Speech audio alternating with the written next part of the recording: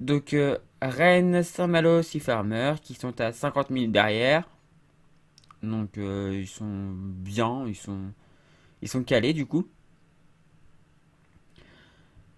Donc ensuite derrière nous avons Vogue avec un Krone, Pierre-Louis et Caliste qui sont 10e, c'est pas mal. C'est plutôt pas mal. Ils sont à 10 nœuds 1. Sur la VMG, ils sont à 9 nœuds, donc c'est plutôt pas mal. Ils se débrouillent bien. Ils ont une ETA demain entre 6h et 10h. Grosso modo. Enfin 6h, 9h de ce qu'ils disent, mais comme ils ont plus de métaux à bord à cause d'un PC, enfin des connectiques qui déconnent, du coup c'est sans métaux, c'est un peu compliqué de savoir, mais voilà, ils disent entre 6h et 9h demain. Donc voilà, bravo à eux, belle 10e place du coup. Malgré des problèmes de voile et des problèmes sur leur bateau. En 11e, Edenred, alors qui s'est enfin sorti de sa galère et qui a moins perdu que ce que j'aurais pensé, mais qui était quand même dans une position très très très merdique, avec son bord à ras de la côte. Alors effectivement, il s'est quand même bien fait reprendre, mais il est quand même encore bien placé. Donc Emmanuel Roche et Basile Bourgnon qui sont à 118 000. Mais du coup en lutte avec Erendil. Donc 118 000 et 122 000. Donc il y a 4 000 entre les deux. Donc la lutte est hargnue. Et là il y a à chacun son Everest, Yves Courbon et Renaud Courbon à 133,6 000. Donc là il y a, il y a un petit peu plus de 10 000. Il y a 13 000. Non, il y a plus de 13 000. Il y a 14, 16, 15 000. Il y a 15 000 entre les bateaux là. On a un groupe en 15 000 là, donc ça peut encore se battre jusqu'à l'arrivée. Ensuite, en 14e position, un petit peu en retrait, prendre la mer, agir pour la forêt. De 465,9 000. Jean-Baptiste Daramy, Alexandre Hamelin, Chocolat Pariès Composite, Coriolis Composite à 187 000. Donc encore pas mal de routes quand même à faire.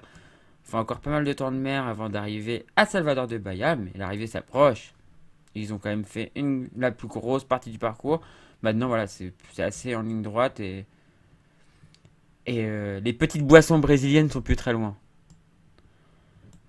En Et d'ailleurs, oui, il est là, le 15e. Donc ensuite, on va aller voir le 16e, qui est plus en retrait, du coup, qui est en train d'arriver sur les côtes brésiliennes.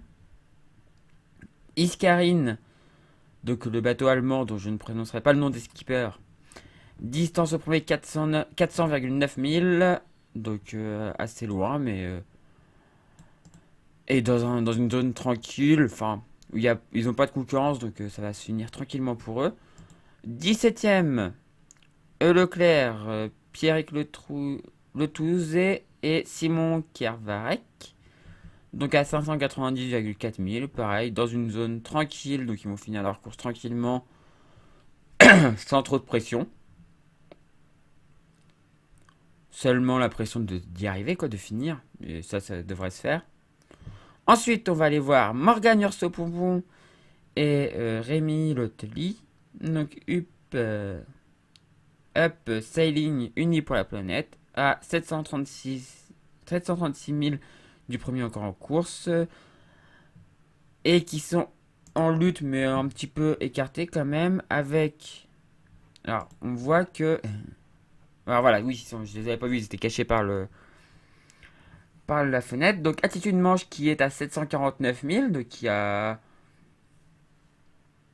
Ah, je suis vraiment nul en maths. Il y a 13 000 entre les deux. Donc, pas beaucoup, hein, 13 000. Ils sont dans l'hémisphère sud, ça y est, mais c'est pas énormément. Il y a encore il y a encore du chemin à faire, donc tout est encore jouable pour Attitude Manche, donc Martin Houchard et Frédéric Duchemin. Et derrière, nous avons Kéris, Pierre-Antoine Thézon et Paul Gallet qui sont derrière à 756 000. Donc il y a 20 000 entre les deux, mais il y a surtout du latéral en fait. Il y a un petit peu en longitude, mais il y a aussi beaucoup en latitude, excusez-moi. Il y a un petit peu en latitude, mais il y a aussi pas mal en longitude. Donc latitude c'est nord-sud, longitude c'est est-ouest. Et du coup il y a un petit peu de distance en longitudinale. C'est ça qui fait aussi la différence entre la différence 2000 au premier du coup. Donc celui qui est à l'est a sûrement peut-être un petit avantage. Alors que celui qui est à l'ouest peut se retrouver dans la même situation que le bateau qui était devant, c'est-à-dire à être obligé de serrer la côte brésilienne et du coup avoir des virements de bord et tout, et c'est pas forcément la meilleure solution. Et on va aller voir du coup les deux derniers bateaux. Donc Florian Guégan et Raphaël Offray sur équipe voile Parkinson. Donc qui sont dans le poteau noir, qui sont pas très rapides à 4 nœuds 1, 2 nœuds 8 sur 1 heure, 2 nœuds 9. Ouais, pas très rapide. Et ouais, ils ont l'air de bien galérer là. Et on voit, et ça c'est ouf, le numéro un qui lui passe comme une fleur. Alors ça, on voit quand même le poteau noir, quand même très spécial, qui ça y est repassé plus sud, donc il est repassé plus bas en latitude, donc il est plus sud qui vole Parkinson, il est encore derrière parce que il est plus dans l'ouest. Mais voilà, alors là, ça va rejouer peut-être, ça va peut-être se rejouer sur les dernières places là. Entre ces deux bateaux là, c'est plutôt pas mal, c'est rigolo. Est-ce que le numéro un va vraiment finir dernier? C'est le suspense de cette fin de tournoi de Jack Vabre. Et on verra ça. J'ai pas les ETA pour eux là, parce que bah, du coup, ça dépend beaucoup de la sortie du poteau noir. Là, pour l'instant, on voit quand même que Terre Exotique passe plutôt pas mal. Hein. 5 nœuds 9, 5 nœuds 4. Bon, on a 3 nœuds 4 sur 24 heures, mais là, sur une heure, ils sont à 5 nœuds 9, alors que à l'ouest, ils sont à 2 nœuds 8 sur une heure, quoi. Et à 2 nœuds 9 sur 24 heures, alors que là, bon, on a quand même un peu plus de vitesse, quoi. 3 nœuds 4 et 5 nœuds 9. Donc la lutte n'est pas jouée, c'est pas fini. Et ça sera pas fini avant l'arrivée, je pense. Donc voilà. Bah du coup, alors ça c'est les deux derniers bateaux dans l'hémisphère nord. Ils vont quitter l'hémisphère nord tranquillement. Alors on voit que finalement, eux, leur trajectoire, le vent a bien tourné. Et que du coup, ils ont quand même pu plonger. Hier, on avait vu qu'ils étaient quand même assez auprès. Et là, le vent a bien tourné.